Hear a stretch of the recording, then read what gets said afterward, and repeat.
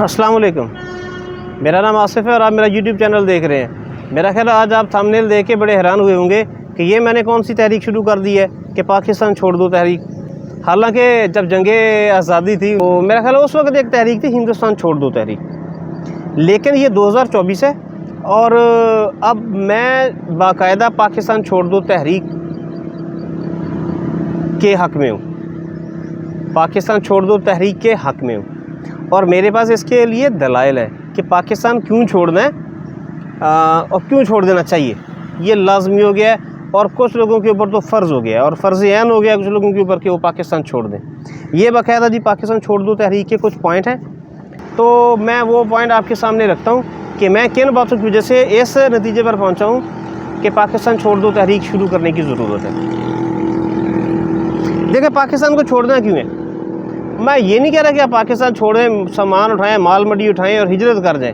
मेरे भाई, अगर आप पढ़े लिखे हैं तो भी, अगर आप अनपढ़ हैं तो भी, अगर आप मेहनत करने वाले बंदे हैं ना, किसी भी सूरत में अगर आप मेहनती आदमी हैं और आपकी ज़िंदगी में ताज़ा सालन गर्म रोटी के अलावा कोई और तरजीह है, कोई और प्रायोरिटी है, तो आप पाकिस्तान से हिजरत कर दें अकेले।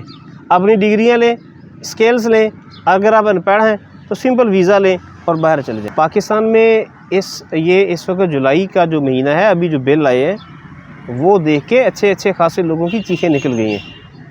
और जॉब्स की जो कंडीशन है कि नई वैकेंसीज़ का तो अमकान ही नहीं है ना कि आपके पास ऐसे आए कि गवर्नमेंट ऐसी वैकेंसीज़ अनाउंस करे कि ये जितना पढ़ा लिखा तबका है वो उनको रिलीफ मिल जाए।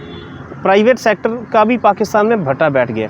अगर आपको यकीन नहीं है, आप फैसलाबाद जाएं जो टेक्सटाइल का हब है, आप कराची जाएं जो इंडस्ट्री का हब है और वहाँ पे इंडस्ट्री में प्राइवेट सेक्टर में ज़रा जॉब तलाश करके दिखाएं। और अगर मिलेगी भी ना तो आपको कितनी तनख्वाह मिलेगी? इतनी कि आपकी बेसिक ज़रूरियात भी पूरी नहीं हो सकेंगी। बिजली का बिल पे करना तो बहुत दूर की बात है। इसलिए बाहर जाना ज़रूरी हो गया कि पाकिस्तान में तो या तो जॉब मिलनी नहीं है, मिल भी गई तो आपकी ज़रूरत के लिए नाकाफ़ी है, फिर आप इधर ही बैठ के रोते रहेंगे कि बिल पे नहीं किया और ये नहीं हुआ और वो नहीं हुआ। और कर्ज़े ले लेके कितने दिन गुजारेंगे? क्या आप पे फ़र्ज़ आ गया है कि आपने और भी ज़िंदगी तरस के जीनी है? क्या आप पे लाजम है कि आपके वालिदैन ने जिन उम्मीदों के साथ आपको पढ़ाया, आपको पाला बड़ा किया, उन वालिदैन को आखिरी उम्र के में कोई सहारा आपने नहीं देना? और कब तक आपने अपने बच्चों को, अपनी बीवी को और अपने छोटे बहन भाइयों जो सबॉर्डिनेट हैं, जो एक उम्मीद के साथ आपकी तरफ देखते हैं, आपने उनको मायूसी करना है? अगर आप खुद खाली जेब लेके फिर रहे हैं मेरे भाई, तो मुआशरे में तो बहुत दूर की बात है, ख़ानदान में और घर में भी आपकी इज़्ज़त कोई नहीं होनी, 2 टके की इज़्ज़त नहीं होनी आपकी। इसलिए बेहतर ये है कि अपनी डिग्रियों को टाँकी शाकी मारें और बाहर जाएँ। दूसरा, अगर आप पाकिस्तान में हैं, आप कहते नहीं मैंने इधर ही कारोबार करना है, तो कितना कमा लेंगे? सिक्योरिटी के हालात क्या हैं? डाकू राज चल रहा है। अगर आपके पास कुछ पैसे इन्वेस्टमेंट के हैं तो आप इन्वेस्टमेंट कर लें। अगर कारोबार के हालात बहुत अच्छे हैं तो आपका कारोबार चल जाएगा। लेकिन अगर आपको ये लगता है कि कारोबार के हालात बहुत अच्छे हैं तो कर लें इधर कारोबार, फिर आपको 6 महीने में लाग पता जाएगा।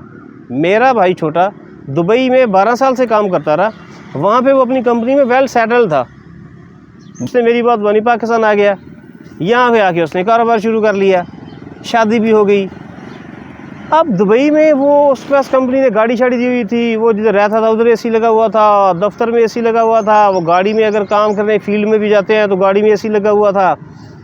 यहाँ पे आया तो अब एसी तो लगाया लेकिन मैं चलाने नहीं दे रहा कि यार बिल बहुत आता है, हमारी तो बिजली बहुत महंगी हो गई है। वो बेचारा 6 महीने में ही फेड अप हो गया। उसने कहा किधर मुझे फंसा दिया आके। अब मैं बड़ा भाई हूँ तो मेरे एहतराम में वो मुझे तो कुछ नहीं कहता था, लेकिन बहनों से इधर उधर वो कहता था कि यार मैं फंस गया हूँ आके। फिर इत्तेफाक के ऐसे हुआ कि एक दिन वो अपने जिधर उसने बिज़नेस शुरू किया था, जनवरी 2023 की बात है, 14 जनवरी 2023, 2 डाकू आए, उन्होंने असला निकाला और भाई से जो कैश था वो भी छीना। उसके पास एक मोबाइल था बहुत महंगा जो दुबई से लेके आया था, वो भी छीना और चले गए। मेरे भाई ने डाकुओं के सामने तो रजिस्ट नहीं किया, ये उसने अच्छा किया, लेकिन उसने आके ये फाइनल ऐलान किया कि मैं पाकिस्तान में ना जॉब करता हूँ, ना कारोबार करता हूँ और ना मैं इधर रहता हूँ। ये 14 जनवरी को उसको डाकू लूट के ले गए इसके बाद रमज़ान शरीफ का महीना था और ईद आ रही थी। हमने कहा यार ईद छोटी कर जाओ, रोज़े इधर रख दो, फिर चले जाना। उसने छोटी ईद की, एतकाफ़ बैठा उस रमज़ान में। ईद के बाद 17 मई को उसने विज़िट वीज़ा लिया, दुबई चला गया। 17 जून को वो दुबई की एक बड़ी कंपनी में उसकी जॉब हो गई। वो उधर जॉब कर रहा है, उधर उसे गाड़ी मिल गई है, वो जिस रूम में रहता है उधर एसी लगा है। अगरचे उसे अपनी तनख्वाह के हवाले से तो हैं तहफ़्फ़ुज़ात कि मेरी तनख्वाह थोड़ी है, लेकिन कम से कम वो जिस माहौल में इन्वायरमेंट में आदी था वो उधर चला गया है, और तनख्वाह अभी थोड़ी है तो कल को बेहतर हो जाएगी। लेकिन वो ये फ़ाइनल डिसीजन हमें बता गया है कि मैं जब तक अब मेरी एज उतनी नहीं हो जाती कि अरबी मुझे निकाल दे, मैंने पाकिस्तान में नहीं आना। और हालात तो 2 जनवरी 2023 से लेके जुलाई 2024 तक के हालात तो बदतरीन हो गए, इसका आपको भी अंदाज़ा है। तो मेरे भाई ये भी एक वजह है, निकल जाए। अगला सवाल बड़ा इंपॉर्टेंट है, वीज़ा किससे लेना है और किस मुल्क का लेना है। जिस मुल्क का मर्ज़ी ले लें, मैं कहता हूँ अफ़गानिस्तान का भी लेना है तो ले लें, लेकिन लेना कैसे है और वीज़ा आपको कौन देगा। 2 बातें ज़हन में रखें, आपका कोई रिश्तेदार आपको वीज़ा नहीं देगा, और आपका जो सज्जन मित्र यार बेली है, इल्ला माशाल्लाह चंद एक वो जो होते हैं बहुत मुखलिस, वो उन्होंने भी आपको वीज़ा को नहीं देना। आपका जो रिश्तेदार पिछले 20-25 साल से सऊदी अरब में, दुबई में या बाहर यूरोप में, साउथ अफ्रीका में जिधर भी काम कर रहा है, आप उसे ज़रा फ़ोन करें, उसे व्हाट्सएप करें, वॉइस मैसेज करें, उसे कोई यार पाकिस्तान के हालात बहुत ख़राब है तो मेरे से पैसे ले लो, मुझे वीज़ा दे दो या मुझे स्पॉन्सर कर दो, तो वो आपको एक ही कहानी सुनाएगा। वो कहेगा भाई इधर हालात बहुत ख़राब हैं, यहाँ काम कोई नहीं है, और आप जिधर हैं उधर ही रहें, और पाकिस्तान में तो हालात बहुत अच्छे हैं, आप ऐसे करें इधर कोई 4 बकरियाँ ले लें, बकरियाँ पालें, देसी मुर्गियाँ ले लें, मुर्गियों के अंडे बेचें और गुजारा कर लें, 2 भैंसें ले लें, उनका दूध बेचें। वो पाकिस्तान में आपको बड़े आइडियाज़ दे देंगे काम के। आपने उनकी बातों पे नहीं जाना, आपने उनके कारनामों और कामों पे जाना है। वो बंदा 25 साल से अगर बाहर है तो वो पाकिस्तान क्यों नहीं आ रहा। वो तो कह रहा है कि उधर काम नहीं है, लेकिन आप देखेंगे वो खुद भी जाएगा, वो अपने भाई को बुलाएगा, वो अपने बेटे को बुलाएगा, अपने करीबी लोगों को बुला लेगा। लेकिन आपका वो कज़न है, आपका वो जो भी रिश्तेदार है, वो आपको कहेगा काम नहीं है। तो आपने इस बंदे की बात में नहीं जाना। मैंने आपको बताया मेरा भाई 17 मई को गया, 17 जून को दुबई की एक कंपनी में उसे जॉब भी मिल गई, गाड़ी भी मिल गई। और मेरा दोस्त है इधर जमशेद का भाई सऊदी अरब में 2-4 साल उसने जॉब की, फिर वो पाकिस्तान आ गया वीज़ा कैंसिल करवा के। 1-1.5 साल उसने पाकिस्तान के धक्के खाए, टांगों के नीचे से उसने कान पकड़े, तौबा की, तो फिर उसने जॉब की, दोबारा वीज़ा लेने की कोशिश की, वीज़ा उसे नहीं मिला। साल 6 महीने वो जलील हुआ। फिर मैंने उसको कहा कि भाई विज़िट वीज़ा लेकर दुबई चले जाओ, वहाँ जॉब हो ही जाएगी। उसने विज़िट वीज़ा लिया, दुबई गया, उसे तो 1 महीना भी नहीं लगा, 15 दिन में उसे जॉब मिल गई। वो अब वहाँ पे 2-2.5 लाख रुपये उसकी तनख्वाह है और सेट है, और वो भी पाकिस्तान आने से तौबा कर चुका है अभी फ़िलहाल। तो इसलिए रिश्तेदार आपको वीज़ा नहीं देगा, आपके मेजॉरिटी दोस्त आपको वीज़ा नहीं देंगे, वो आपको डीमोटिवेट करेंगे, मायूस करेंगे कि बाहर काम नहीं है। आपके अगर अल्लाह ने हिस्से में रिज़्क लिखा है ना, वो आपको मिलना है, तो वो आप जिधर भी जाएंगे तो रिज़्क आपको तलाश करेगा ना, जैसे मुल्कुल मौत आपकी तलाश में है। इसलिए अल्लाह पे बिलीव करें, रिश्तेदारों की बातों में नहीं आना और दोस्तों की बातों में नहीं आना। विज़िट पक्का वीज़ा मिलता है तो चले जाएं, विज़िट वीज़ा मिलता है तो जाके जॉब तलाश कर लें। बाकी जिस मुल्क जा रहे हैं उस मुल्क के जो रूल्स एंड रेगुलेशन है उनको फॉलो करना है, उसके मुताबिक वीज़ा लेना है, ठीक है। उम्रे के भी वीज़े पे जाके सऊदी अरब में गायब नहीं होना। पाकिस्तान पहले बहुत बदनाम है, आपने इसको मज़ीद बदनाम नहीं करना। और दुबई में फ़िलहाल तो आप जान ही सकते हैं कि वहाँ के सारे वीज़े पाकिस्तानियों के लिए बंद हैं, और दुबई के विज़िट वीज़े पे भी अभी जाने की, ये जुलाई 2024 में आपको मैं बता रहा हूँ कि दुबई के विज़िट वीज़े पे जाने की ज़रूरत नहीं है, क्योंकि अगर विज़िट पे चले भी गए तो पाकिस्तानियों को वहाँ पे वो जॉब ही नहीं देते। हमारी गवर्नमेंट इतनी काबिल है, उनके इतने अच्छे ताल्लुकात हैं दुबई वालों के साथ कि वो पाकिस्तानियों को कोई जॉब और कोई वीज़ा नहीं दे रहे। पाकिस्तान ब्लैक लिस्ट है वहाँ पे फ़िलहाल। तो इसलिए आपने बाहर जाना है। अब वीज़ा कैसे लेना है, 2 लोगों से तो नहीं लेना, वो खैर मिलना भी नहीं, आपको लेने की कोशिश भी कर ले तो नहीं मिलना, तो कहीं और से जुगाड़ लड़ाएं तो ले लें। और इसमें ना वो जो भी वीज़ा आपको देगा वो अपना कमीशन ज़रूर रखेगा, वो लाख रखे, 1.5 लाख रखे, 2 लाख रखे, और आपने ची चूँ चा नहीं करनी कि मैंने नहीं देना, और भाई उसको दे दो 1.5 लाख, उसको दे दो 1 लाख, उसको दे दो 2 लाख। वो अपने इस लाख, 1.5 लाख और 2 लाख के चक्कर में ना आपको वीज़ा दे देगा, ठीक है।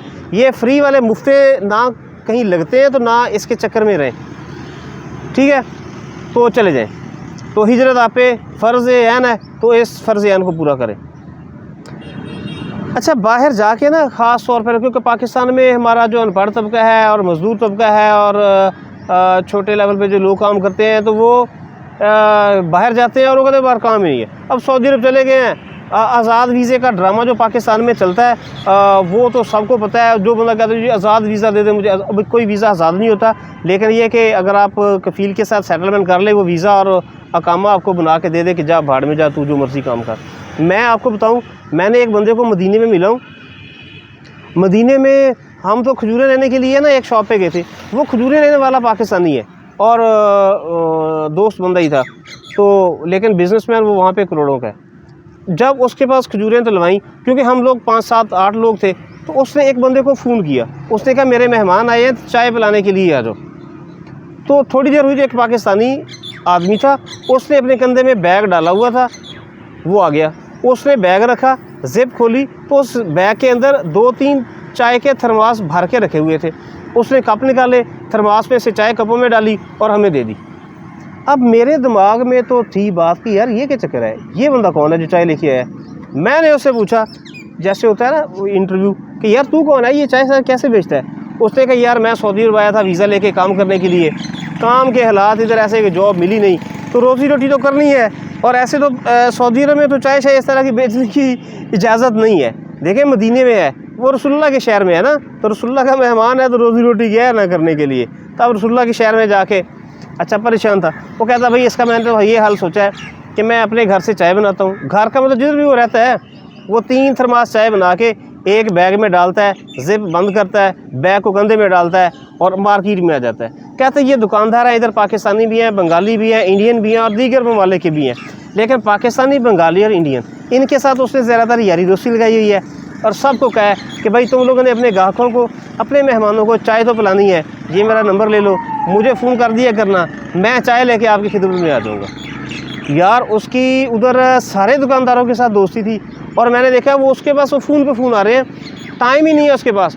वो कहता है ये 3 थर्मास लेके आता हूँ, ये ख़त्म हो जाते हैं, फिर जाता हूँ मकान पे चाय बना के फिर ले आता हूँ सुबह से शाम तक, और शुरते वुरते उसे पकड़ते नहीं है, काबू वो होता नहीं। जेब बंद करता है, बैग कंधे में डालता है और आगे चल पड़ता है। अब बहुत सारे लोग आपसे कहेंगे कि ये गैर कानूनी है, ये तो शुरते पकड़ लेंगे, वो कैंसिल कर देंगे।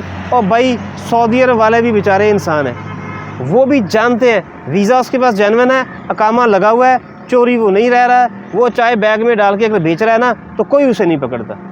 अगर कोई पकड़ भी लेना, कोई फ़ौजी शुरता उसे देख भी लेना, अवॉइड करते हैं। उनको पता है ये गरीब बफलूकुल हाल कौम है, तो ये मतलब चाय इस तरह की तरीके से बेच के भी वो अपनी रोज़ी कमा रहा है। और बिलीव मी, एक बात का यकीन करें, कितने सारे जॉब करने वाले, कंपनीज़ में जॉब करने वाले, मदीने शहर में जॉब करने वाले लोगों की जितनी तनख्वाह है, उससे ज़्यादा बंदा वो कमा रहा है महीने का, इस तरीके से चाय बेच के।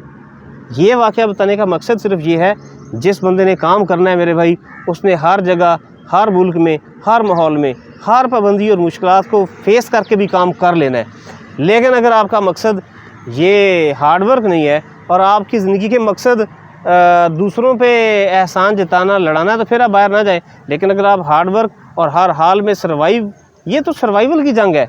पाकिस्तानी जिस वक्त लड़ रहे हैं ना, ये सर्वाइवल की जंग है। इस सर्वाइवल के लिए इन्हें हिजरत करनी पड़ेगी। पाकिस्तान छोड़ दो, तहरीक बर्पा करें। आप एक बंदा बाहर जाएगा ना, पाकिस्तान में रहने वाले एक ख़ानदान को वो सपोर्ट कर लेगा। देखिए आपका 1000 दिरहम पाकिस्तान में 75-80 हज़ार बन जाएगा। आपका 1000 रियाल पाकिस्तान में 70-80 हज़ार बन जाता है।